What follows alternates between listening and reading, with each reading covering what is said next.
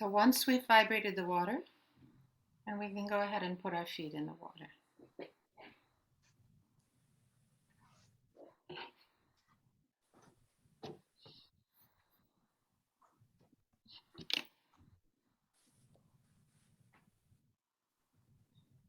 If you don't have a foot soak, you can just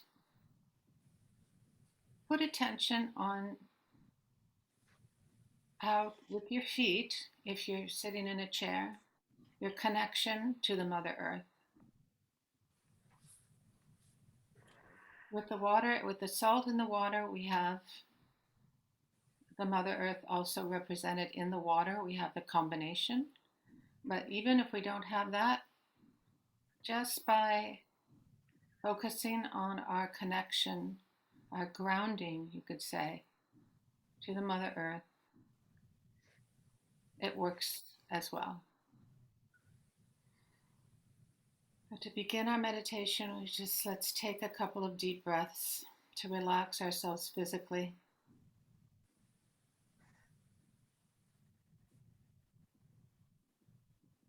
And let go of any tension that we might be holding in any of our joints, like our knees, our hips.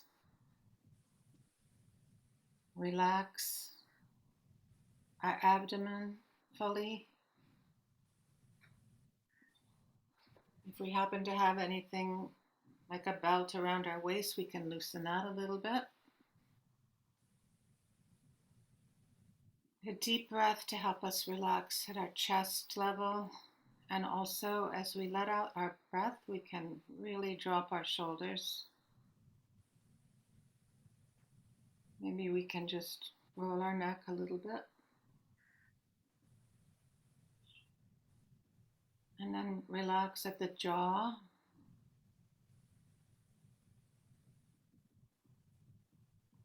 Relax our eyebrows. Sometimes we hold a lot of tension or worry even right here. We have a little bit of a furrow of our brow, so we kind of let that go. Smooth that out. And as Shimataji likes to say, just take the attitude of being pleasantly placed towards ourselves. And we're doing something very loving towards ourselves at this moment.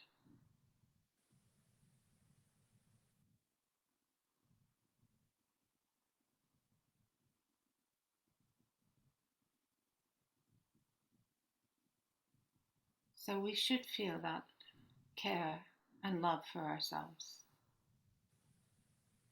And then we can bring our attention all the way up to the top of our head. And to relax here, it's nice if we can take our right hand, stretch your fingers back a little bit like that, and put your right hand onto the fontanelle bone area. And we're going to really just massage the scalp slowly in a clockwise direction.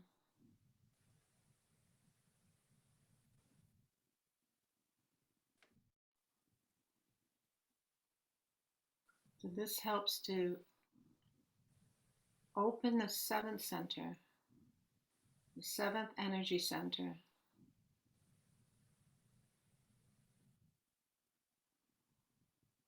And then we can relax our hands back down, open on our laps, and see what we are feeling.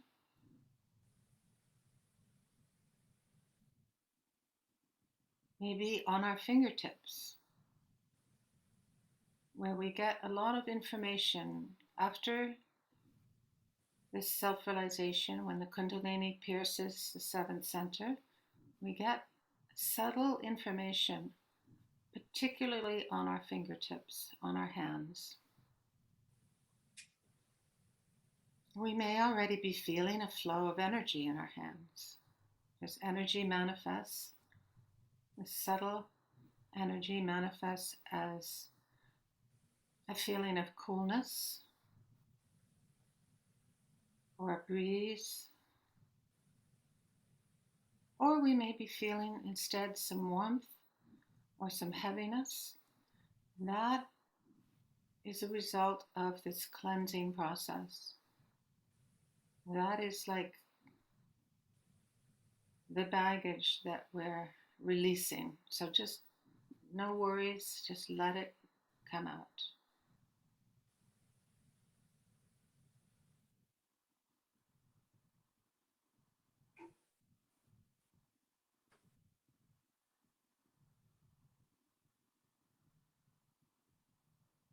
Our thoughts, when the Kundalini rises past this point, start to naturally slow down. We can participate in that process by just watching our thoughts. If we don't feel like they're slowing down that much, we can just try to remove ourselves, not get involved in our thoughts. We want to give this mechanism of thinking a break, a real break.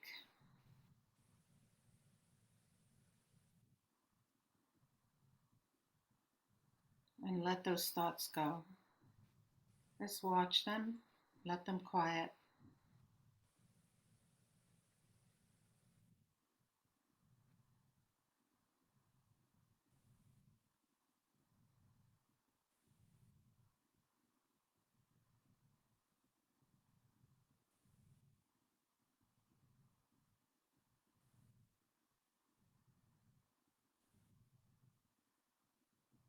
And to help our thoughts quiet down, let's take our right hand and place it actually across our forehead, right where the seventh center is. The sixth center. We're going to put our hand across there, and inwardly we say that I forgive.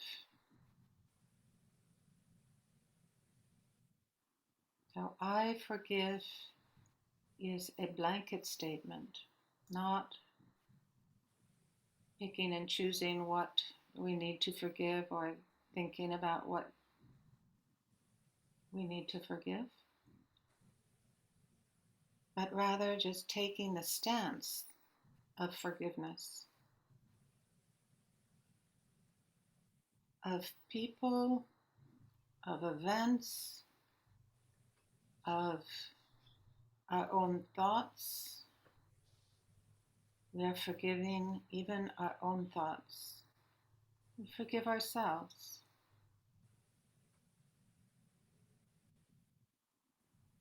I forgive everyone. I forgive everything.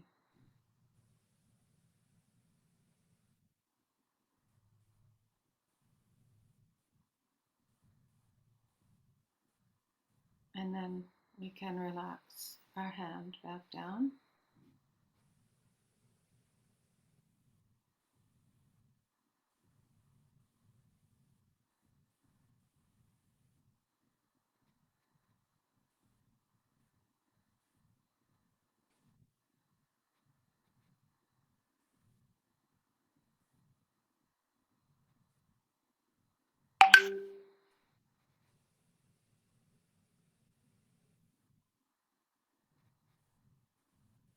And we can also work on the center from the back. So let's put our right hand in the back of our head.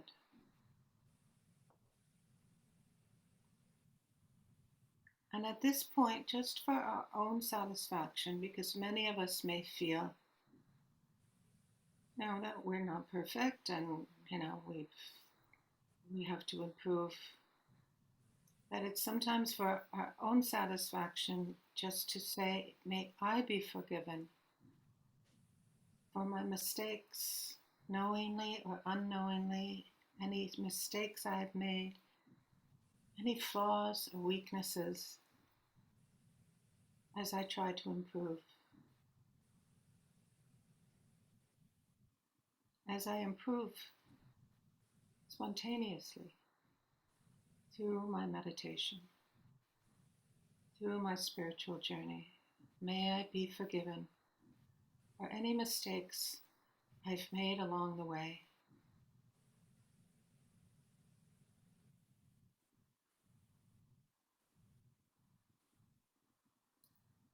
We can even sort of tap the back of our heads a little bit. This area can be a bit of a repository, so we can shake that up a little bit and then release that by pulling it out like that.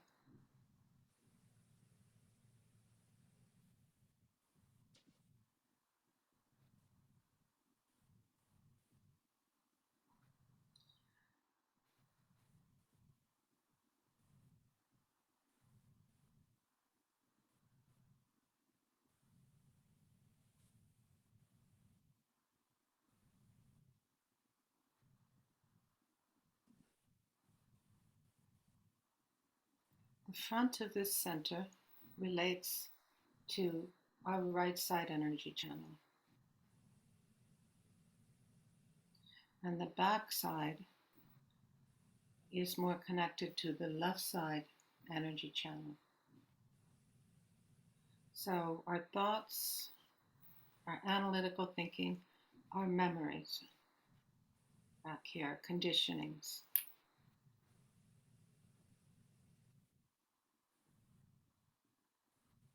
So to cleanse, help us cleanse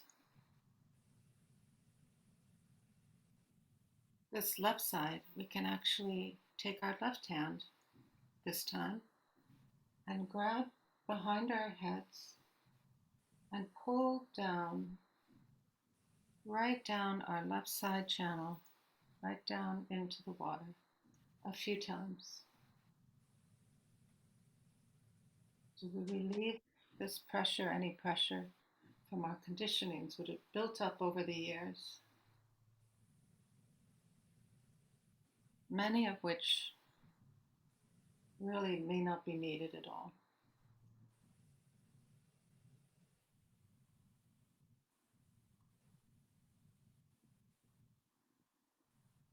Clearing with our hands, using our hands to clear and cleanse this left side channel.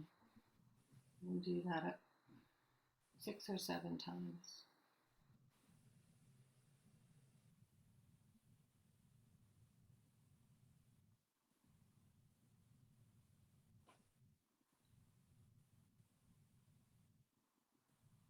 And then we're going to do the same for the right side. We're going to start on the left temple and pull across our forehead and down our right side, right down our legs, even into the water or into the earth. We pull down this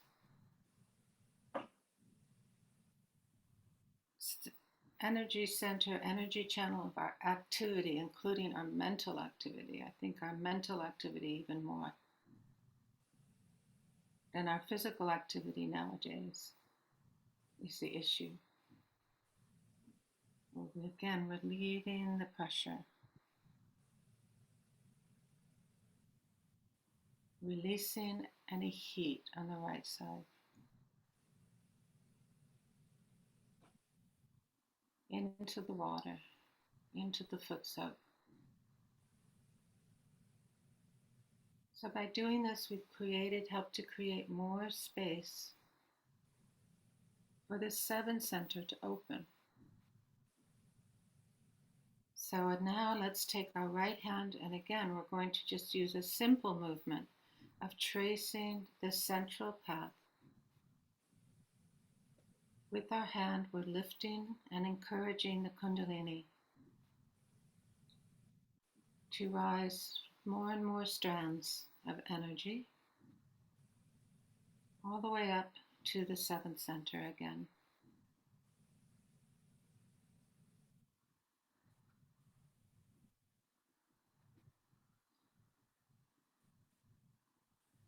Inwardly, we can ask Mother Kundalini, please rise within me. I invite you, please respond and rise as much as possible through this central channel of my evolution, the central channel which balances the right and left sides. Mother Kundalini, please enlighten and nourish and cleanse all these centers on your journey. Help them to relax.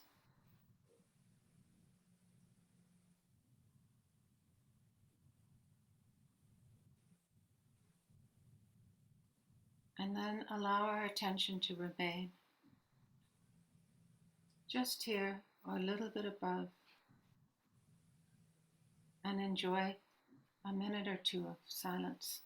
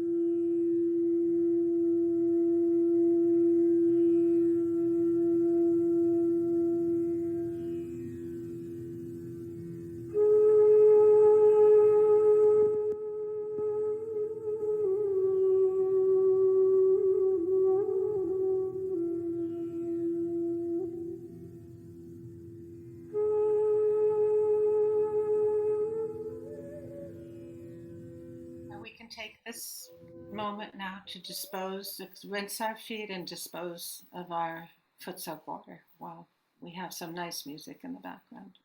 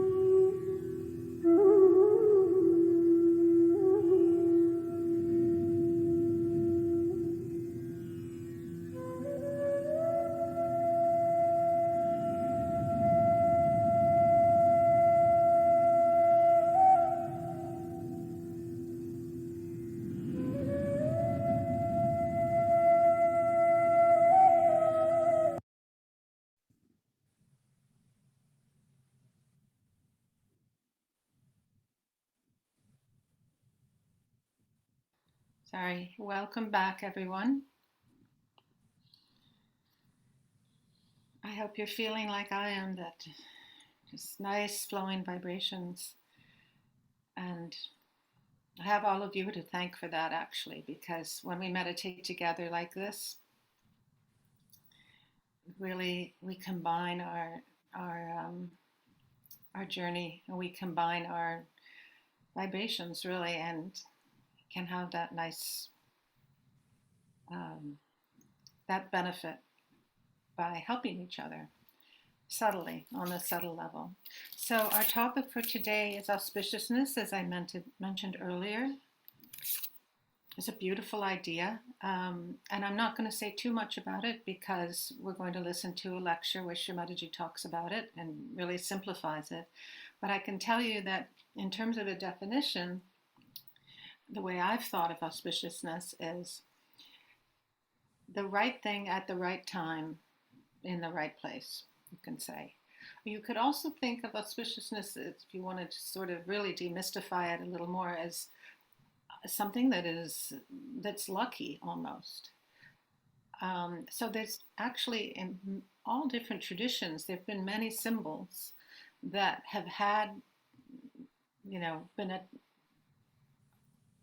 that quality of luck has been attributed to them.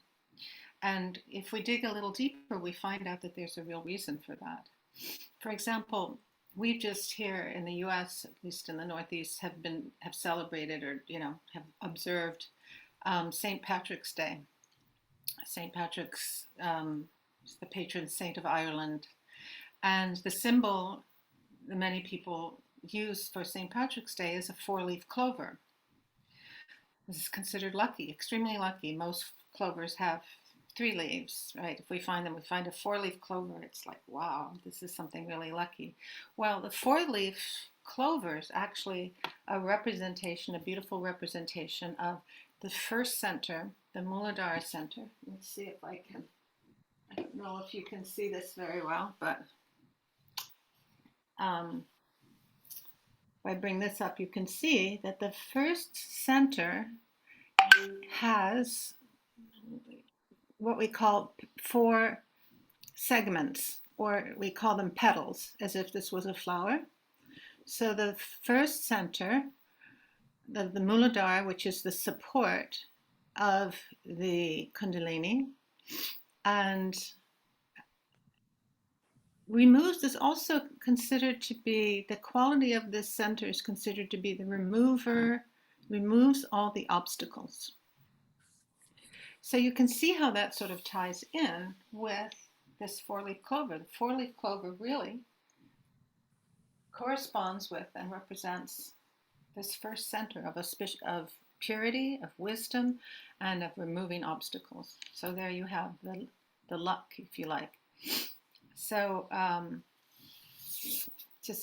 there've been many different symbols, and as probably you've already seen or starting to notice, that you often see this symbol or the picture of a spiral shows up in many, many traditions. Like I know that it shows up in Native American, indigenous peoples in America in many of their symbols.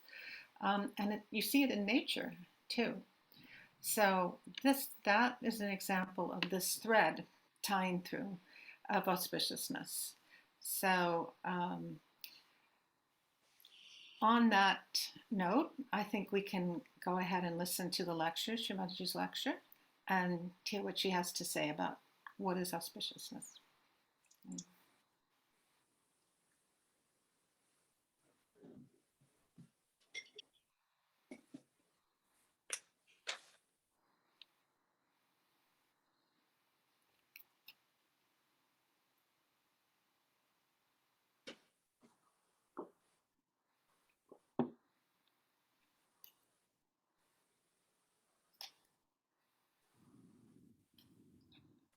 So today I'll talk to you about auspiciousness. What is auspicious? This word people know. This is not auspicious, that is not auspicious. If you find the horse's horseshoe, it is auspicious. Now do you know, in modern times, the symbol of Sahaja Yoga is a horseshoe shaped. Can you imagine? It has many meanings. But why that shape is auspicious, people did not know. People do not know why a thing is auspicious and a thing is not auspicious. Now, this has been in England. For years, people were using horseshoe as an auspicious thing. And it is 100%. The shape of a horseshoe emits vibration. You can see for yourself. The shape of that horseshoe is the shape how the Shakti moves, how the power moves, always like this. Elliptical, like that. It goes to a person, say, if I love this person, the vibrations will go like this and embrace her and then come back. The first movement is this way. The first dimension is like that. But this can be 360 degrees it moves. The whole creation took place by the movement of the Shakti like this. That's why they sometimes see it parabolic. See, like Einstein has been talking about it. But they see partial truth, not the whole. Now, when you have a shape or a form or a kind of assemblage of certain factors in a particular material, could be a particular tree, could be a human being, then you find from that person only the realized souls can feel vibrations coming. Because whatever emits vibration is auspicious. And auspiciousness is the quality by which we emit vibration. Now, purity is a very relative word in the modern times. People don't understand what is purity. I mean, they don't understand even what is normal. On purity. Everybody seems to be abnormal or subnormal in modern times. Nobody seems to be normal. Even the psychologists can't define what is normal is. Normal is that which is auspicious. Now, this is the knowledge of the beyond. With whatever senses you have, you cannot feel it. For example, I went to Stonehenge. Now you all know that there's something about Stonehenge. You know that there's something is about them. But what about them? These are the stones which have come out of Mother Earth, which are emitting vibrations. And the covering of that has been done later on. Some people must have, they did not understand how these stones have come out one after another. So they must have used to cover it up. But if there were saints, they would have said that this is a stone which has got vibrations. For example, when we say that not worship any statues in the Bible, it's very correct. Because it has said that whatever is created by Mother or by the sky should not be reproduced. So Mother Earth is producing something. Now ask the Christians, what are they producing? What is the element that is the earth is producing? What is the sky is producing? They will not be able to tell you. What is this Mother Earth producing? Which should not be reproduced. Which should not be worshipped. Means something she is producing which should be worshipped and that should not be reproduced. This auspiciousness can only be felt by people who are realized souls or people who are sensitive to spirituality. Those who are not sensitive to spirituality cannot feel it. They do not understand. They may like a person very much because I like. But why? Why do you like a person very much and you do not like another person? That person may be any type, they will say, no, we like. But children, not all, but many children can feel the auspiciousness. Dogs can feel it. Rats can feel it. Snakes can feel it. Tigers can feel it. Lions can feel it. But human beings are rather difficult. Horses feel it very much. If you take them near a place where there are spirits, or we can say some sort of a burial ground, they would not like to go down there much. First they would resist. But gradually they also get used to it. Same with dogs. They can feel it, a man who is a realized soul, who is not a realized soul. They can even feel an evil person. They are very sensitive. A dog can always feel a saint. Even a mad dog can be controlled by a saint. This auspiciousness, the feeling of auspiciousness, can be felt through heart. It's the feeling from the heart, not from the brain. Not from the ego or superego. Means either we get ideas from our ego or from our superego, from our conditioning. But if our heart is alive, which is a very rare thing nowadays, most of us have got hearts like frozen, I would not say, like Rock of Gibraltar. Because frozen can be, you see, can be defrosted.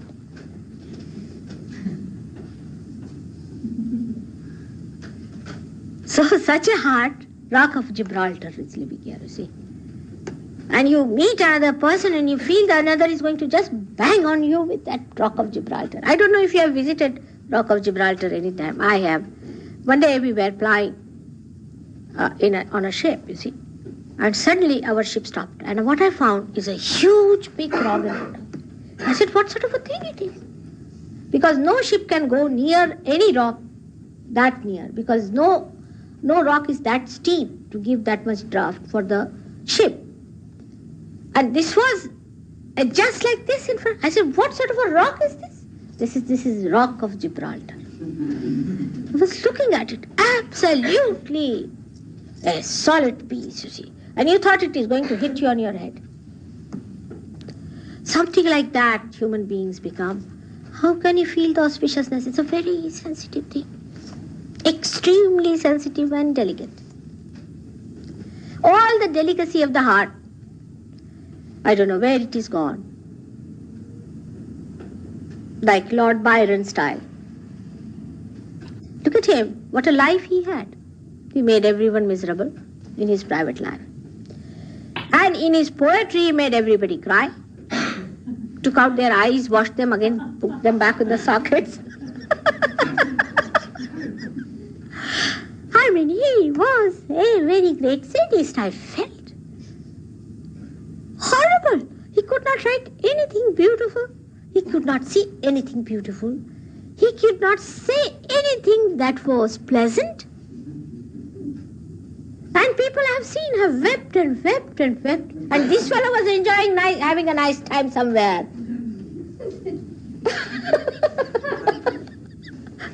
It's nice to laugh it out.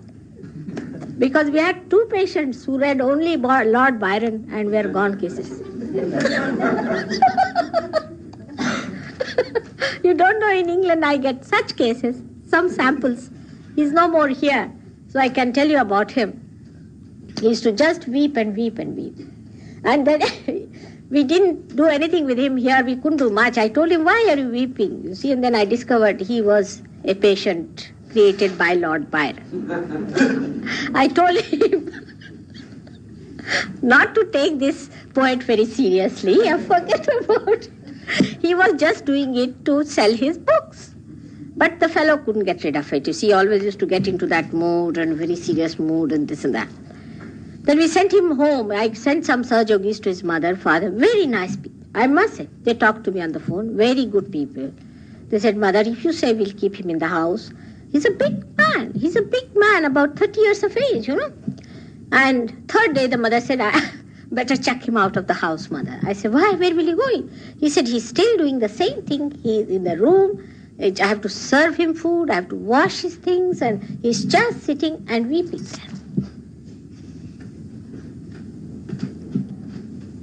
So So, because you see, the sensitivity is lost. Whom are you giving your heart? To this Lord Byron of Paul the person? This is the problem with us. We do not know who is auspicious. For example, Blake, people won't like. I mean, the one who is the poet you have, really, I would say, after Shakespeare. I wonder if Shakespeare was one man or many people put together. But Blake was the poet you had, the greatest of all, I would say. There were so many also others. Wordsworth was another. You can see those who talk of charming things, of pleasant things and beautiful things are the poets. Not these garbage cleaners. What is wrong with us that we cannot make out between the stink and the fragrance? Auspiciousness is the way we emit our fragrance to others.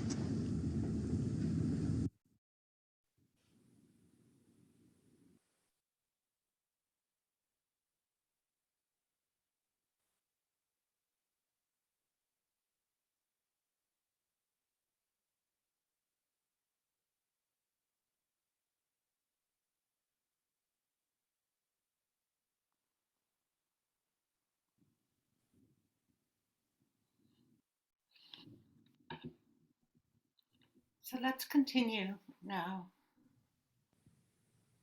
into a state of meditation.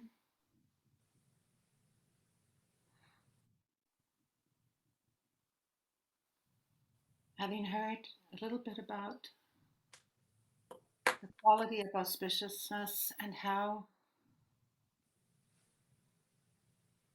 we can discern what is auspicious and how we can benefit from that.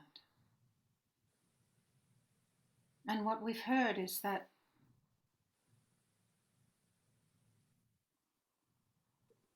very simply put, something that is auspicious will produce vibrations.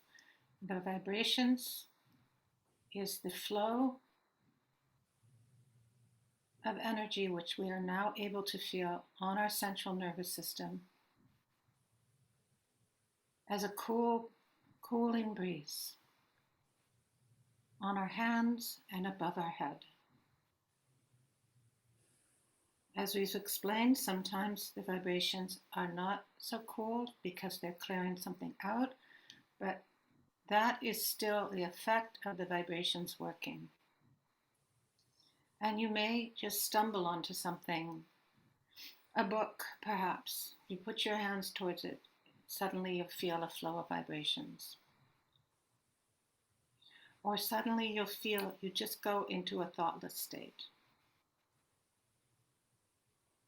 which is the effect of your Kundalini rising.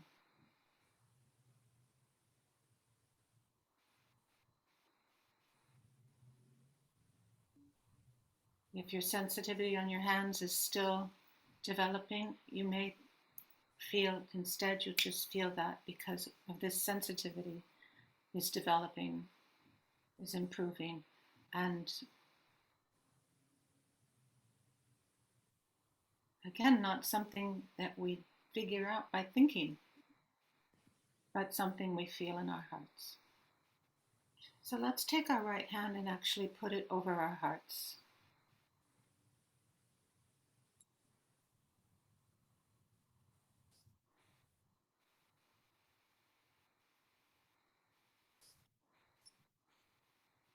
So we can always, all of us,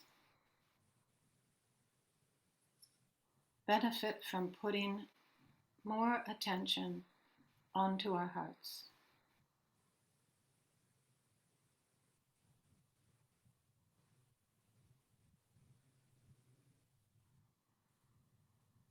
This is where our spirituality is rooted, where the spirit itself exists. The spirit, which is the eternal, universal essence of our being.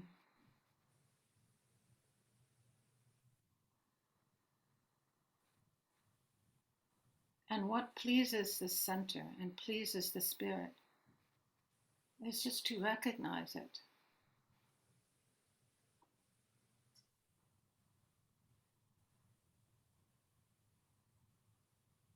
To identify with it. With the affirmations that I am the spirit. I am not just this body or these thoughts or these feelings, emotions, memories. All of that is really superficial in a sense. Our essence is the spirit. So if we say, Mother, I am the spirit,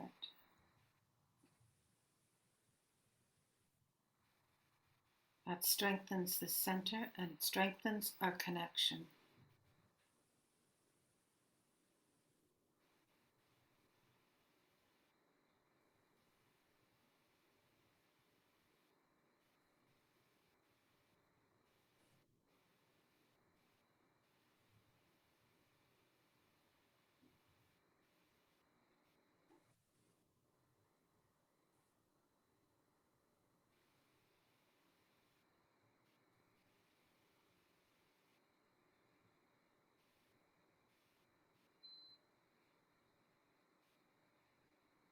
And Mother, may my heart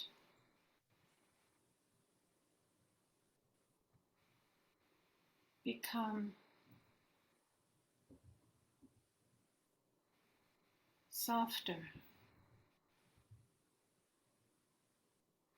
more pliant, more responsive, more sensitive.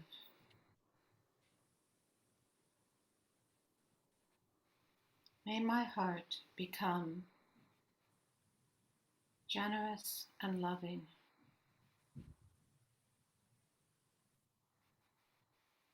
compassionate,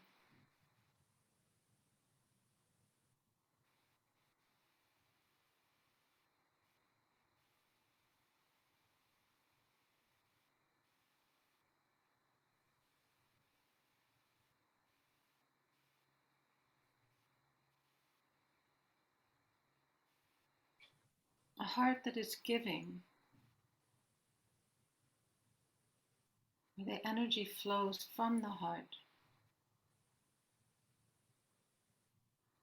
It's like an ocean flowing, can't be harmed,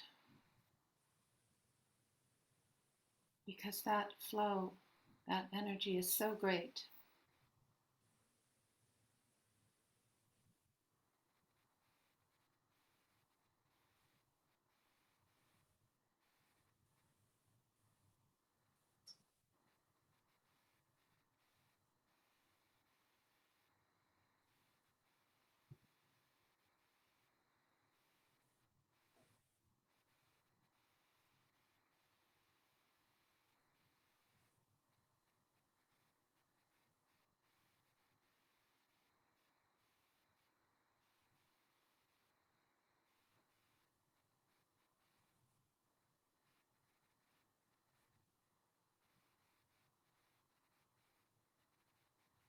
The spirit, which in Sanskrit is called the Atma,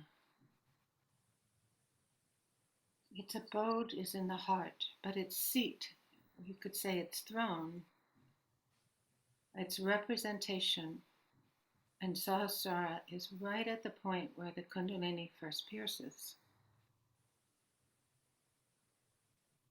So you could say that in the happening of self-realization, the spirit actually joins the Kundalini here, which is a union, another form of the word yoga, the union. So no wonder we put our attention, when we put our attention here, and the Sahasrara, this 1,000-petaled lotus, we are actually also putting our attention on our heart. And vice versa, when we put our attention on our heart, then that nourishes our Sahasrara at this point. with Sahasrara, which is the integration. And let's put our hands above our head.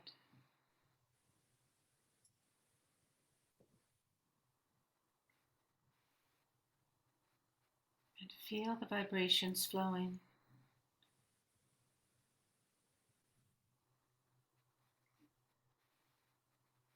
You can feel a little higher or a little lower, a little more to the front or the back sometimes.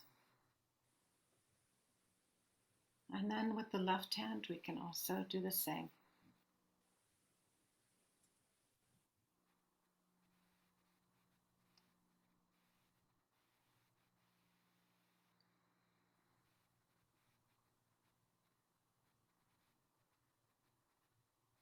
And then when we bring our hands down, our attention can remain there.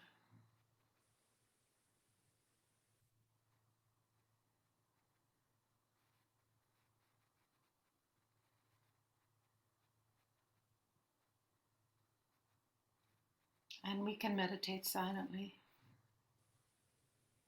for another few minutes.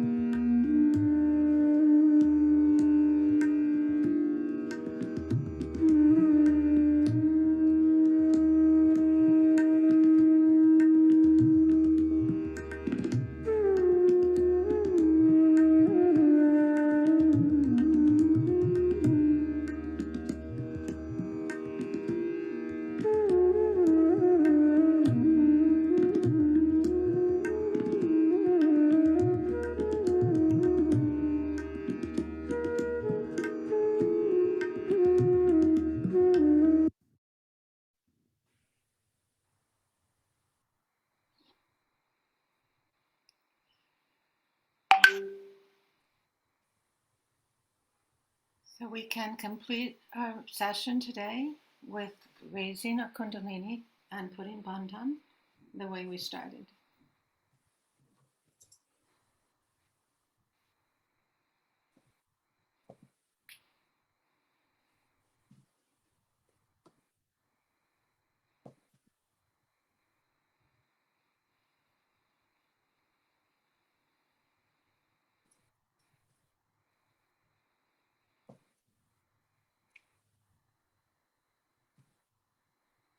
And then the Bandhan, which, by the way, this is the horseshoe shape that Shimadaji was referring to in the talk. The way the energy moves is just the same.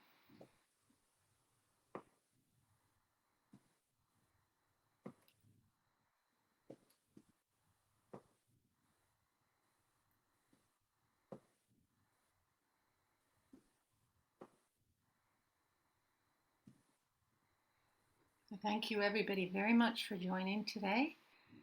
And I hope that if you have any questions or comments, please chime in.